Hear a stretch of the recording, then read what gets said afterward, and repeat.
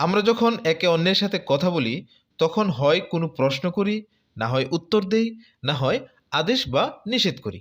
অর্থাৎ আমাদের কথা বলার সময় এই তিন ধরনের বাক্য ব্যবহার করে থাকি। এই তিন ধরনের বাক্য ইংরেজিতে রূপান্তর করতে পারলেই ইংরেজিতে কথা বলা আমাদের জন্য খুবই সহজ হয়ে যাবে। আজকের ভিডিওতে আমরা শিখব কিভাবে ইংরেজিতে প্রশ্ন করতে হয়। ইংরেজিতে প্রশ্ন তৈরির পূর্বে ইংরেজি সেন্টেন্স কিভাবে তৈরি করতে হয় সেটা আমাদের শিখতে হবে। ইতিপূর্বে আমরা একটা ভিডিওর মাধ্যমে ইংরেজি সেন্টেন্স কিভাবে তৈরি করতে হয় সেটা শিখে নিয়েছি। ইংরেজি সেন্টেন্স তৈরির স্ট্রাকচারটি হলো subject plus verb plus object.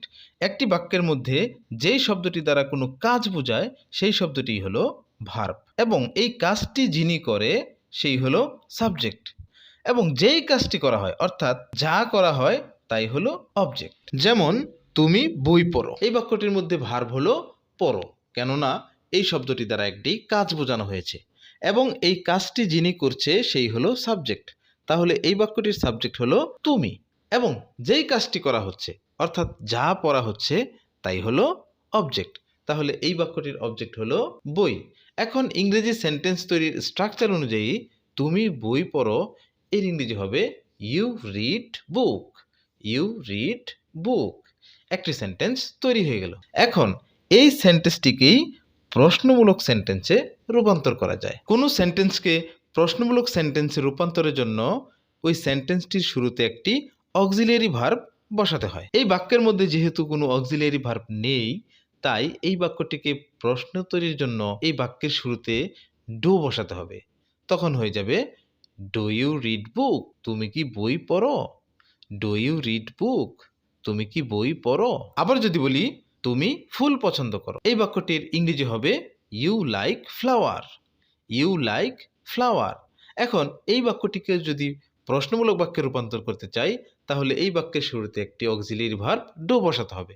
তখন হয়ে যাবে ডু ইউ লাইক ফ্লাওয়ার। তুমি কি ফুল পছন্দ করো? আবার যদি বলি আমরা ইংরেজি শিখব, আমরা ইংরেজি শিখব, এই সেন্টেন্সটির ভার্ব হলো শিখব, কেননা এই শব্দটি দ্বারা একটি কাজ বোঝানো হয়েছে, এবং এই কাজটি যিনি করছে সেই হলো সাবজেক্ট। তাহলে এই বাক্যটির সাবজেক্ট হলো আমরা, এবং যেই কাজটি করা হচ্ছে অর্থাৎ যা শেখা হবে তাই হলো অবজেক্ট। তাহলে এই বাক্যটির অবজেক্ট হলো ইংরেজি।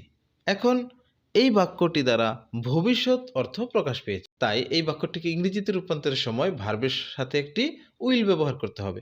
তাহলে আমরা ইংরেজি শিখব এর ইংরেজি হবে we will learn English. We will learn English. এখন এই বাক্যটিকেও আমরা প্রশ্নমূলক বাক্যে রূপান্তর করব। আমরা জানি কোনো বাক্যকে প্রশ্নমূলক বাক্যে রূপান্তরের জন্য বাক্যের শুরুতে অক্সিলিয়ারি ভার্ব বসাতে হয়। এই বাক্যের মধ্যে অক্সিলিয়ারি ভার্ব রয়েছে উইল। তাহলে প্রশ্ন করার সময় এই অক্সিলিয়ারি ভার্বটি সামনে চলে আসবে। তখন হয়ে যাবে উইল উই লার্ন ইংলিশ। আমরা কি ইংরেজি শিখব? Will we learn English. আমরা কি ইংরেজি শিখব? এভাবে যে কোনো বাক্যের শুরুতে অক্সিলিয়ারি ভার্ব বসিয়ে দিলেই বাক্যটি প্রশ্নমূলক বাক্যে রূপান্তর হয়ে যায়। আজকের ভিডিওতে আমরা শেখার চেষ্টা করেছি কিভাবে ইংরেজিতে প্রশ্ন করা যায়। এই ভিডিওতে যদি আমরা বুঝতে পারি কিভাবে ইংরেজিতে প্রশ্নমূলক বাক্য তৈরি করা যায়, তাহলে কমেন্ট সেকশনে সবাই একটি করে প্রশ্নমূলক বাক্য লিখে যাবেন। সবাইকে অসংখ্য ধন্যবাদ।